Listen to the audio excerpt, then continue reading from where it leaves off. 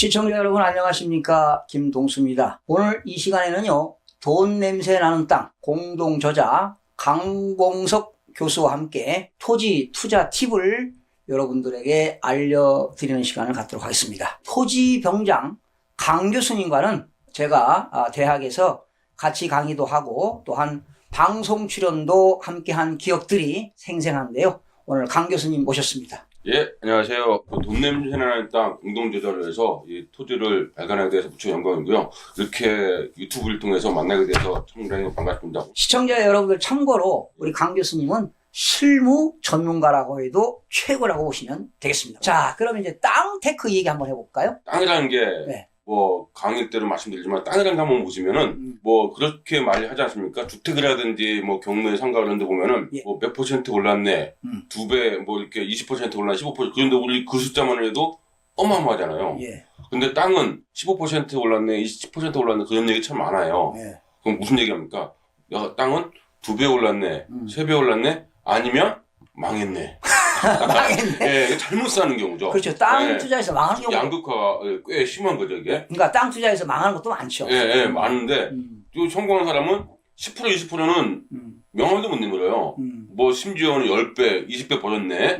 이런 얘기도 하는데, 의외로 또 망하는 소리가 상당히 많다는 게, 이게 땅 테크인 것 같습니다. 근데 땅은 어려울 때 그 재개 발판이 된다고 하던데, 맞습니까? 예, 이게 땅이라는 것이, 이게 우리나라는 공급이 한정되어 있지 않습니까? 그렇죠. 한정되어 예, 있죠. 한정되어 있다 보니까 그 땅이 공급이 어렵기 때문에 어려울 때일수록 땅을 사두는 것이 오히려 나중에 효자노릇을 한다. 이런 얘기는 아마 많은 땅 투자로 성공하신 분들이 이구동성 하는 말이 어려울 때일수록 땅 투자해라. 땅 투자해라. 이런 얘기를 많이 합니다. 네. 자, 교수님 이런 기억이 나요. 1997년, 98년 IMF 왔죠. 예, IMF. 그때 제조업을 하던 중소기업 사장이 완전히 부도가 난 거예요. 예. 그리고 이제 거덜났지, 이제. 예. 근데 교수님, 예. 이거 어떻게 살아야 됩니까? 그래서 그러면 남은 재산 정리하고 여윳돈 있으면 일산에 가서 차라리 농사 짓는 게 낫다. 맞습니다. 예. 땅을 사가지고. 예. 그런데 그 땅이 대박이 터진 그렇죠. 거야. 그런 사례가 많습니다. 네.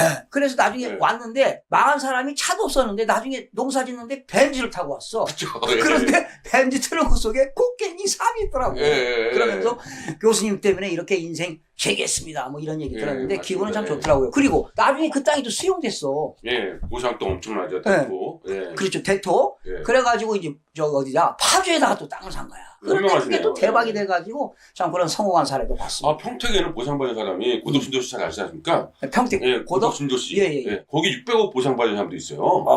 그렇고. 그 다리가 좀 불편하신데 옛날에 정무서 하시잖아요. 정무서. 정무서 했는데 네. 땅을 조금씩 모은 겁니다. 이렇게 어려울 때. 근데 고덕신도시 할 때 수용할 때 600억 보상받은 분 대단하더라고요. 그럼 대박이 터지는 거죠. 예. 그리고 교수님, 예. 주택 옆에 있는 땅은 좋은가요, 안 좋은가요? 냉정하게 봤을 때는 주택용지라면은 개발용 땅이지 투자용 땅으로 해서는 그렇게 워낙에 추천하고 싶지 않은 게 있습니다. 왜냐하면 주택이라는 것이 결국은 누군가가 개발하는데 땅값이 거의 마지막 올랐다는 거. 그때부터는 땅이 오르는 게 아니라 주택이 오르는 거기 때문에 땅값이 오르는 것은 한계가 있다. 그리고 지목이 일단 아시겠지만은 주위와의 접근성이라든지 조화라든지 이게 굉장히 중요하기 때문에 일단 지목이 대지로 이제 확정되니까 그렇죠. 더 이상의 활용도 측면에서도 좀 떨어진다. 이런 얘기를 활용도가 하죠. 떨어진다. 예, 활용도가. 그리고 주택지는 말 그대로 주택밖에 못 지어요. 그렇죠. 예, 그러니까 그게 땅이 대지니까 주택밖에 못 지니까 그렇게 추천하는 것도 아니고 그 다음에 또 주택지라는 것이 사람이 많이 살다 보니까 또 말이 많은 게 또 주택지예요. 이게 말이 많다는 얘기는 민원도 많고 뭐도 많고 항상 이렇게 잡음이 꽤 있는 거죠. 그리고 이제 땅을 산 목적이 공시지가가 항상 높기 때문에 세금도 많고 보유하는 동안에 세금 내면은 좀 세금 민감하지 않습니까? 그래서 세금도 많아요. 그리고 이제 땅이라는 것이 공통점이 있어요. 뭐냐면 땅을 조금 사면 그 주변에 사는 습관이 있거든요. 집 속성 같은 게. 그러니까 주변에 사고 싶은데 주택지는 이미 더 이상의 확장에 땅을 사는 것도 애매하다는 거죠. 투자가 한정돼 있다. 그렇죠. 주택밖에 줄 수 없다. 그래서 땅 투자했을 때는 주택 투자라면은 개발하고 주택 투자를 한다면 권유하고 싶은데 땅 투자한다고 하면은 그렇게 권유하고 싶지는 않습니다. 한계가 있다. 예, 한계가 있습니다. 예. 그런데 교수님, 예. 이 멀리 미래를 내다본다면 그 공장 옆에 붙은 땅이 좋아요? 예. 공장 옆에 있는 이 땅. 땅. 예. 공장 옆에 있는 땅. 공장 옆에 있는 땅은 그것도 개인적으로 봤을 때 장기적으로 중장기적으로 봤을 때는 추천하고 싶은 땅 중에 하나입니다. 왜 공장 옆에 그러냐면 있는 땅. 공장이 결국은 언젠가는 확장되거든요. 네, 그렇죠. 확장되면서 처음에는 현황도를 통해서 꼬불꼬불한 길을 통해서 공장이 나왔다면 또 이제 그 발전하다 보면 공장이라는 것이 요즘 화두가 되고 있는 일자리하고 연결되어 있지 않습니까? 그렇죠. 그러다 보니까 결국 지자체에서도 무시 못하고 확장도 해주고 그다음에 종상향이라든지 용도지역 변경도 해주고 그러다 보니까 오히려 공장 지역 주변에 그 준보존 산지라든지 뭐 보존 산지도 임없는 산지라든지 이런 투자도 그렇게 나쁜 투자는 아니라고 저는 보이거든요. 그래서 오히려 공장 투자 옆에 땅이 낫다 이렇게 볼 수도 있겠습니다. 근데 이제 이런 얘기도 있어요. 예. 공장 주위에 혐오 시설이 있잖아요. 또는 뭐 공해가 있는 어떤 그런 공장 예. 그런 것들이 투자도 가치가 있다고 그러는데. 그 공장 자체가 이제 굴뚝형 공장이냐, 뭐 굴뚝형 공장. 굴뚝형 공장이라는 것이 매연도하고 염색 하니까 그런 공장은 공해 공장이라고 하죠. 네, 공해 공장을 하죠. 네. 그런 공장은 좀 혐오시설을 이렇게 했는데 기피하는 현상은 있어요. 근데 그런 땅들은 좀 싸잖아요. 그런 땅들은 한계가 있죠. 아니 만약에 싸게 샀을 때 개발이 가능할까요? 공해 공장은 업종 코드라는 게 있거든요. 공장에 코드가 있어. 코드가 있으니까 그 업종 코드가 굉장히 코드가 국가 뭐 어떻게 보면은 허가 날 때 코드가 있기 때문에 어렵죠. 어렵기 때문에 그런 거 투자는 수요자가 한계가 있다고 보거든요. 오히려 그런 공장보다 주변에 공장이 만약에 쓰레기 소각장이 있다든지 그럼 어떻게 될까요? 쓰레기 소각장이 있으면 공장이 있는데 쓰레기 소각장이 있다. 그럼 이게 공장이 이전할까요? 쓰레기 소각장이 이전할까요? 확률적으로 봤을 때는 쓰레기 소각장이 이전하죠. 왜? 공장이라는 게 있기 때문에 얘는 민원이 계속적으로 발전하거든요. 그러니까 결국은 쓰레기 소각장이 이전하는 거죠. 그런 측면을 봤을 때 공장이 어떤 공장이냐에 따라서 혐오시설이 이전한다 생각하면은 공장 부지 여건에도 상당히 좋지 않나. 그렇게 접근하시는 투자자들 상당히 많습니다. 예. 여러분들 그 맹지라는 땅 알고 계십니까? 맹지? 예. 우리 맹지 땅에 대해서 한번 얘기해 볼까요? 맹지가 쉽게 얘기해서 뭐 잘 아시는 분은 아시는데 맹지라는 것은 헬리콥터 땅. 그렇죠. 그러니까 눈먼 땅이라고 하잖아요. 눈먼 땅. 그러니까 뭐예요? 거기를 가기 위해서는 길이 없으니까 그렇죠. 헬리콥터 타고 가야 되는 땅.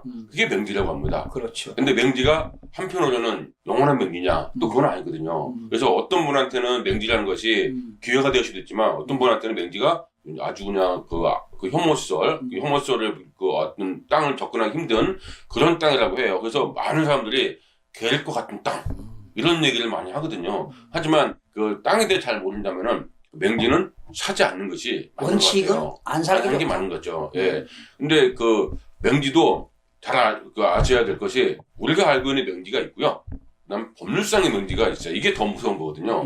법률상의 맹지라는 것이 터널 나오면은 아시죠? 터널 나오면은 쭉 한 500m까지 아무것도 개발 못하는 땅 이런 것들이 많이 있거든요. 그런 맹지가 있는데 우리가 맹지를 벗어날 수 있는 땅과 있는가 하면 맹지를 못 벗어날 수 있는 맹지 이걸 구분할 수 있는 것이 더 중요한 것 같아요. 그래서 고수하고 많은 분들은 그런 얘기로 그 맹지를 어떻게 접근하냐를 상당히 많이 연구하고 있죠. 네. 그런데 이제 맹지를 또 잘 활용하면 내 이런 개인적으로 내가 맹지를 갖고 있는데 이제 그 타인의 토지를 이용할 수 있는 권리가 지역권이잖아요. 네. 근데 상대가 지역권 설정 안 해준단 말이죠. 네. 그런데 내가 가지고 있는 땅 일부를 당신에게 줄 테니 좀 도로를 사용할 수 있도록 지역권을 설정해달라. 이렇게 해서 또 인과관계를 형성하면 맹지가 그렇죠. 또 풀어날 수 있죠. 살 수가 있는 경우도 그게 있습니다. 식명지하고 영역지 아닙니까? 그렇죠. 그래서 그런 식으로 풀 수 있는 건데 요즘에 그래서 땅은 서로가 이웃이 이제 커뮤니케이션이 되다 보니까 그렇죠. 서로 요즘에는 교환도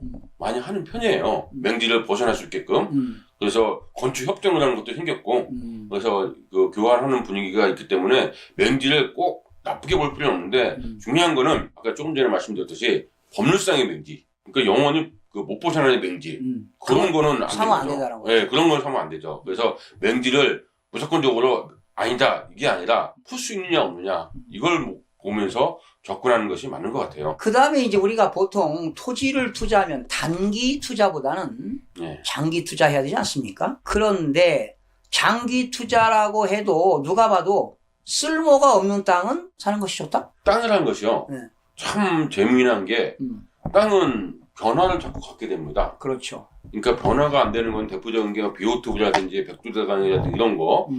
우리 비오톱이라고 하는 건 동식물이 자라는 서식지를 예, 비오톱이라고 하는데 비오톱 토지는 서울에밖에 없어. 예, 그쵸. 뭐 관악산이라든가 북한산 밑에. 서울만. 그래서 혹시 여러분들이 임야 사는데 거기에 보니까 뭐 비오톱 1등급 토지다. 그러면 절대 사면 안 되죠. 그렇죠. 개발이 안 되니까. 되니까. 안 되죠. 오케이. 예, 안 됩니다. 그런 거 뭐 축소한 경우 이거는 보호하는 경우는 뭐 국가 차원에서 그렇죠. 그런 경우는 조심해야 되겠지만 땅이라는 것은 이제 한정되어 있기 때문에 어떤 식으로든 변화를 갖는다는 게 그 변화를 갖기 때문에 장기 투자로서 상당히 괜찮지 않나 이 얘기를 해요. 근데 예전에 그 보면은 말죽거리 양재 그때 땅값이 얼마였을까요? 뭐 그때 말죽 몇 년도? 70년대 뭐 80년도 한 300원 평당? 뭐 그렇죠. 제가 기억한 72년도인가에 잠실 있잖아 롯데월드 거기가 한 평당 호박밭이었거든요. 호박밭. 먼지 났고 300원이었어요. 300원. 지금요? 지금은 뭐 한 평에 몇천만 원, 몇천만 원 하잖아요. 몇 배입니까? 이게 수백 배. 그러니까 이게 말죽거리가 그렇게 될 줄 알고 잠실이 그렇게 될 줄 누가 알았어요? 저희 고등학교 다닐 때 대치동 있잖아요. 지금 강남구 대치동이 그 교육 1번지 아니에요.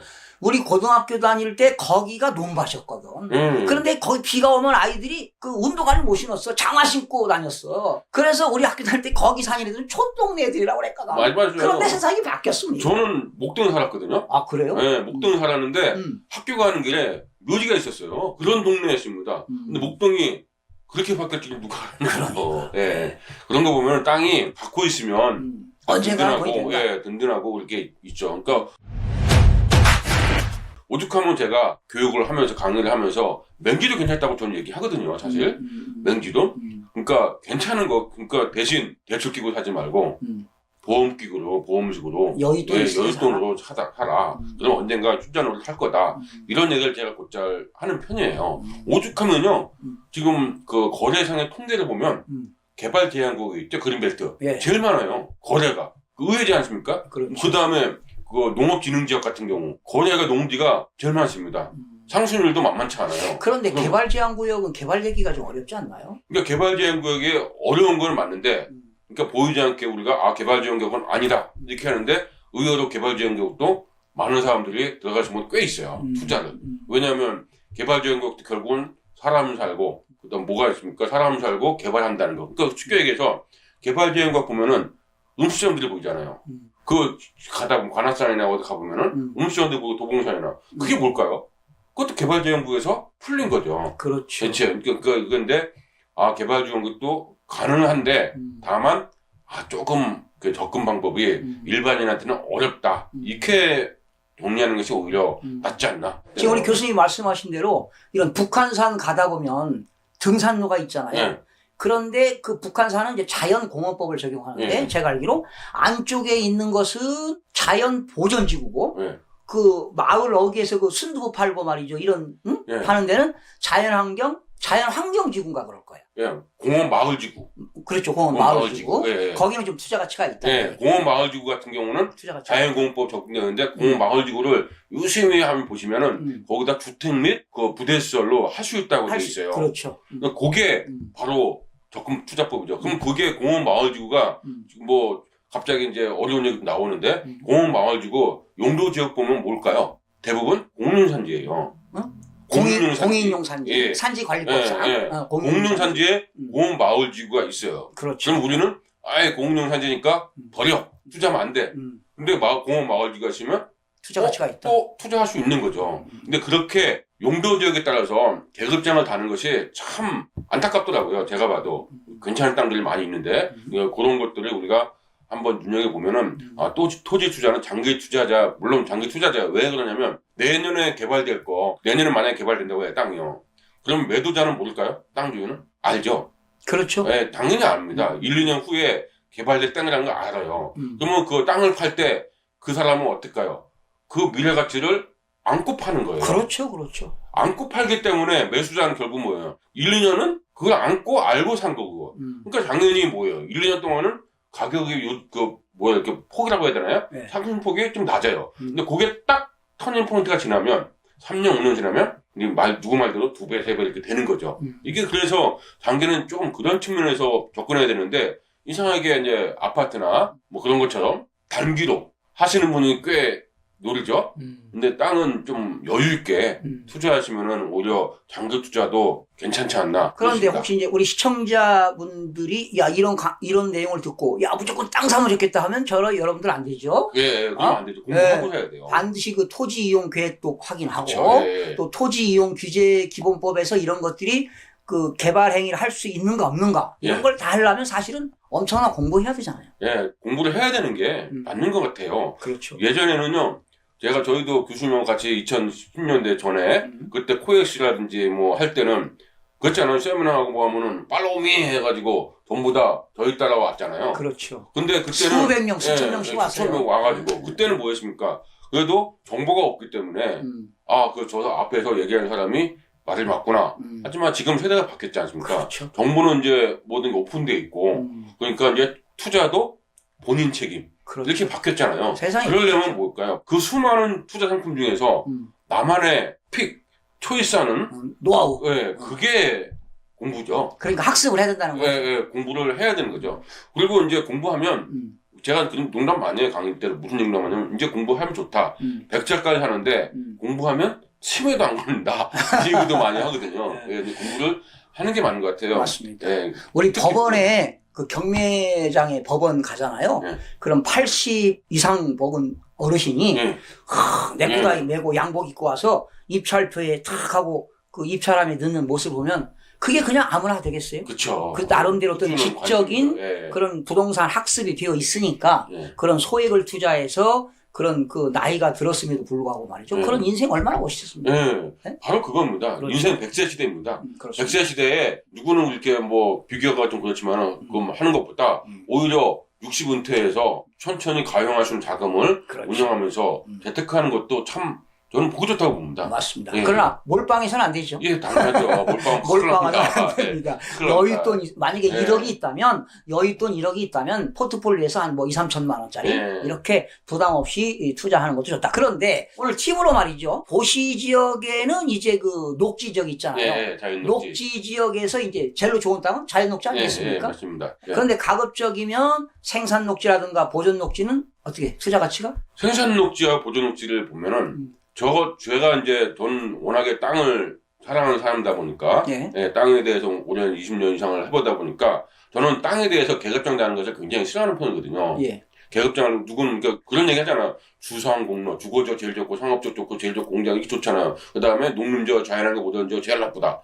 이렇게 너무 이렇게 뭐라고 할까요? 그렇게 배우니까 그 교통논리가 하지만 냉정하게 따져보면은 생산 녹지도 보존 녹지도 좋을 때가 수, 있지. 예, 있습니다. 다만 시간이 걸리고 나 혼자 힘으로 할 수 없는 그런 경우가 상당히 있어요. 근데 가만히 보면은 자연 녹지는 뭐 용도지역 보면은 개발할 수 있는 땅이라고 돼 있고요. 그래서 보존 녹지는 그래도 도시적 안에 있으니까 좀 보호하자. 그렇죠. 예, 그런 얘기고 생산 녹지는 중간에 있기 때문에 오히려 생산 녹지가 자연 녹지에 비해서 굉장히 가격이 낮거든요. 그런데 오히려 생산 녹지가 더 좋을 수 있어요. 좋을 수 있죠. 당연히. 보존 녹지는 조금 우리가 접근하기에는 좀 그다지 이렇게 권유하지 않지만 생산 녹지는 조금 다르게 볼 필요는 있지 않나. 그렇죠. 생각되네요. 만약에 도시 지역에서 생산 녹지 지역에서 만약에 지목이 전답이라면 예. 농사 짓고 말이죠. 그거 괜찮죠. 주말 농장도 하고 얼마나 좋습니까? 괜찮죠. 예. 그러나 이제 거기다가, 보존 녹지는 투자 가치가 거의 없다고 봐야지. 그쵸. 그거는 이제 아무래도 뭐 도시 지역 안에 있지만 도시 지역의 허파 역할. 그렇지. 이게 그 공무원 역할. 맞습니다. 이게 할 수 있는 게 보존 녹지다 보니까 보존 녹지는 가급적이면 개발 안 하려고 하는 것이 맞는 것 같아요. 예. 참고로 자연 녹지는 건폐율이 20%죠. 20%죠. 그리고 용적률이 용적률은 100%.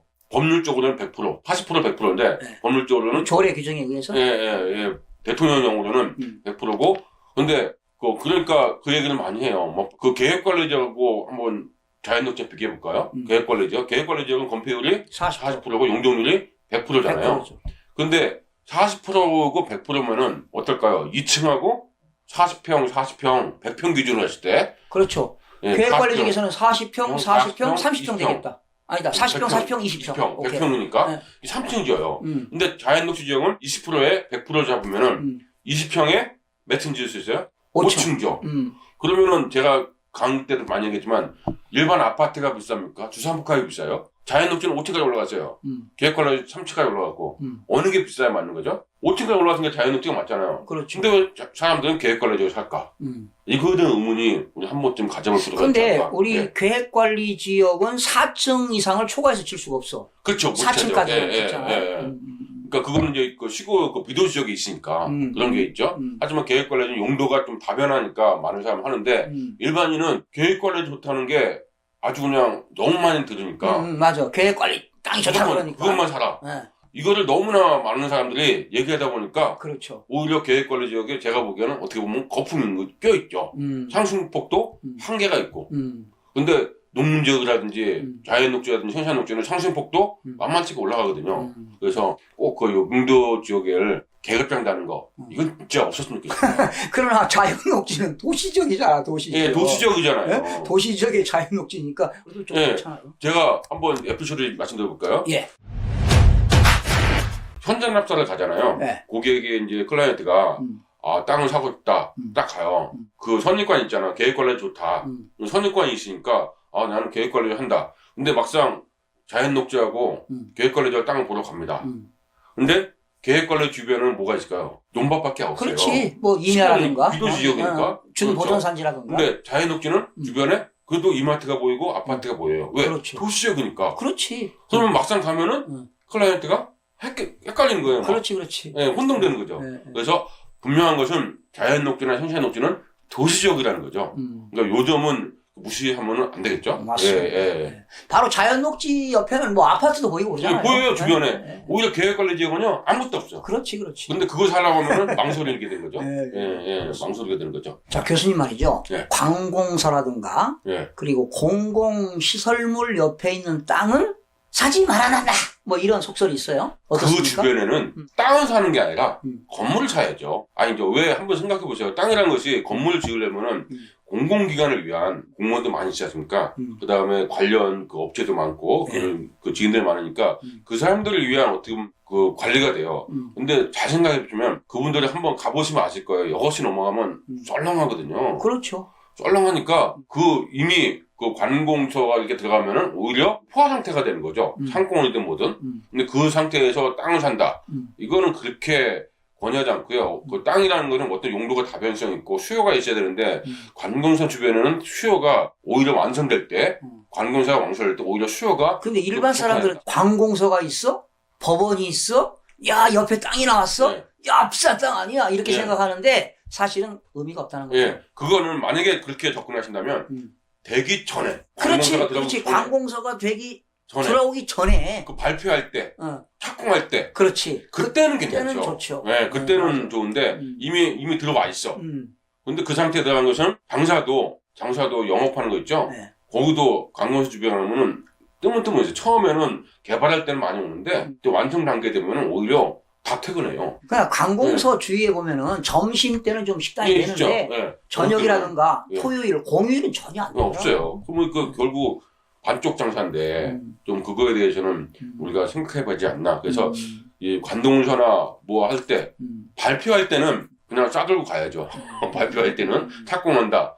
가는데 빠져나올 타이밍은 그거를 누군가 넘기고 빠져나올 타이밍도 우리가 생각해보지 않나 이렇게 봅니다. 그래서 영업 장사가 상당합니다. 우리가. 그런데 그런 그 공공기관이 있는 주에 있는 땅은 아무래도 비싸지 않습니까? 비싸죠. 그렇죠. 비싸고 효용가치가 없다. 그런데 싸게 돈을 아주 싸게 땅을 사는데 말이죠.